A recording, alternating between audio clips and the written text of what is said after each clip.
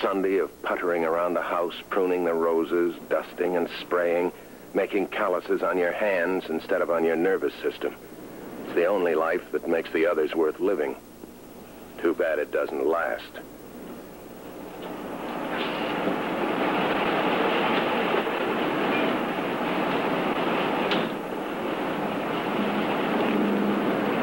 Nice-looking hibiscus you've got there, comrade.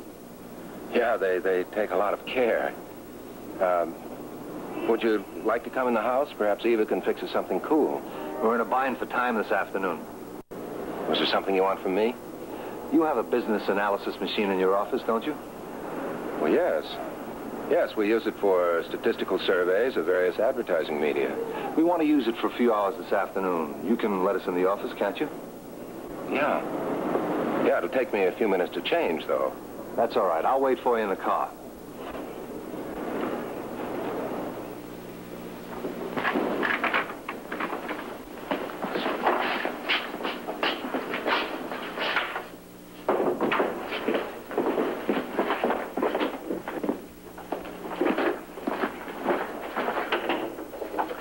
There you are, gentlemen, our statistical department. Make yourselves comfortable. Thank you, comrade. We will.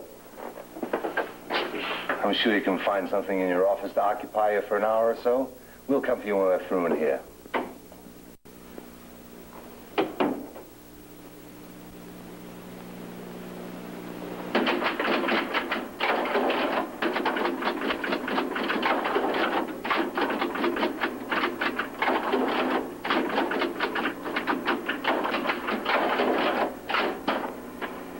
We haven't left anything out, you're certain?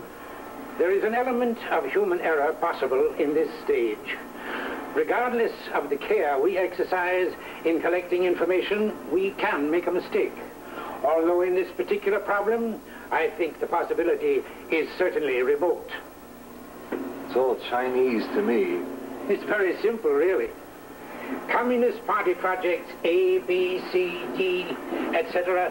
fail to materialize as they should, or fail, period. There seems to be no particular connection between these failures, yet there can be a connection, a common denominator that is so well concealed that the human mind continually misses it. If this common denominator exists, these machines will find it. Each one of these cards represents a comrade who had some connection with the project that failed.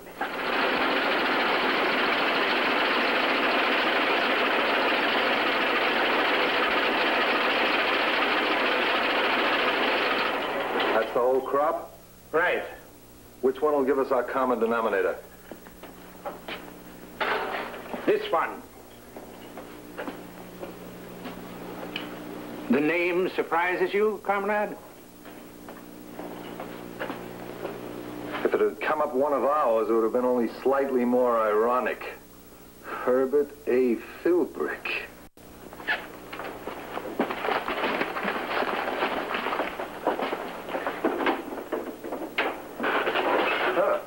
All finished? Find out what you wanted to know? We think so. Thanks.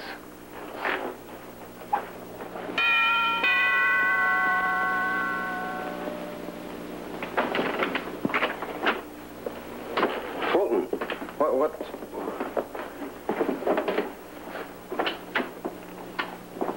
I remember that you have a guest room, am I correct?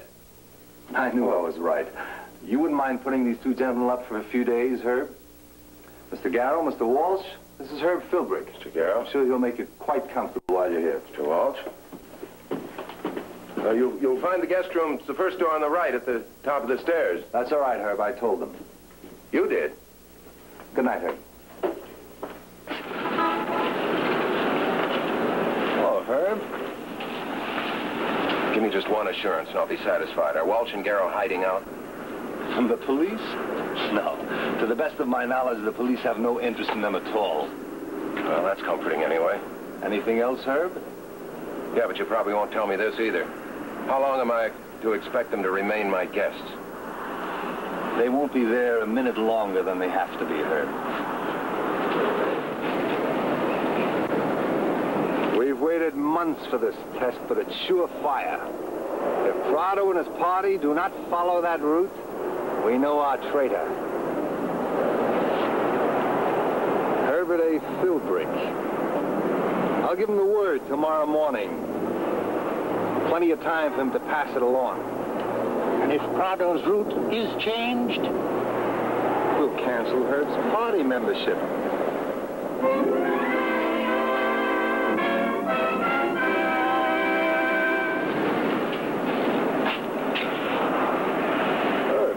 Back again the same day? I want to talk to you, comrade.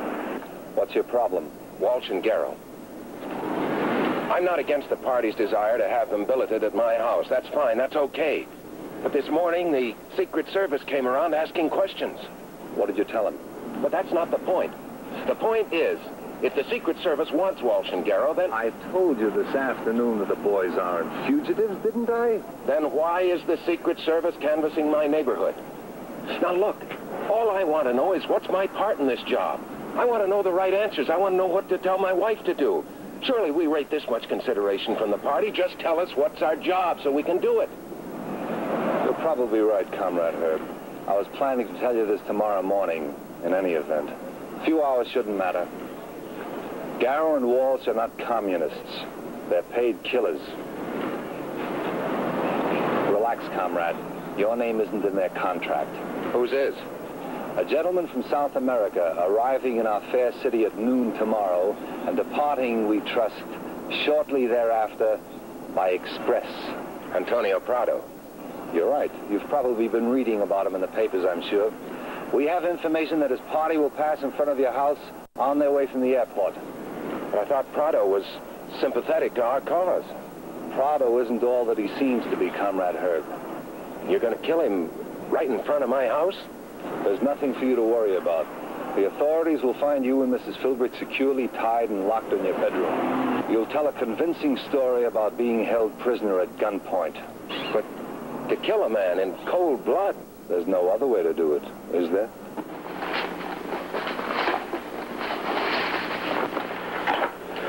That ought to do.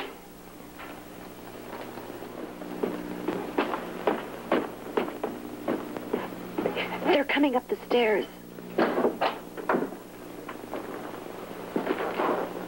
What happened? We didn't hear any shooting. There was none to hear, comrade.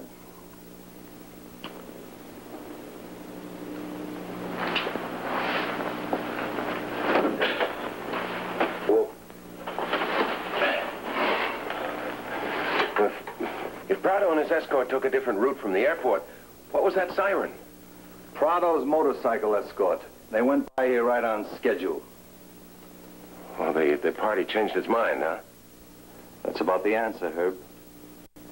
Well, I guess it worked out better for everybody this way, huh? Yes, comrade, I think you might say that it did.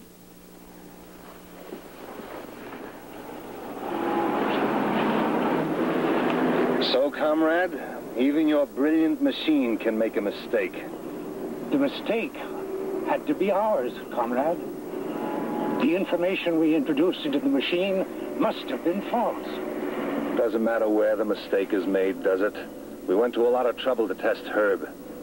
About the only useful possible byproduct I can see is that we know comrades Garrow and Walsh are excellent at playing the roles of hired killers.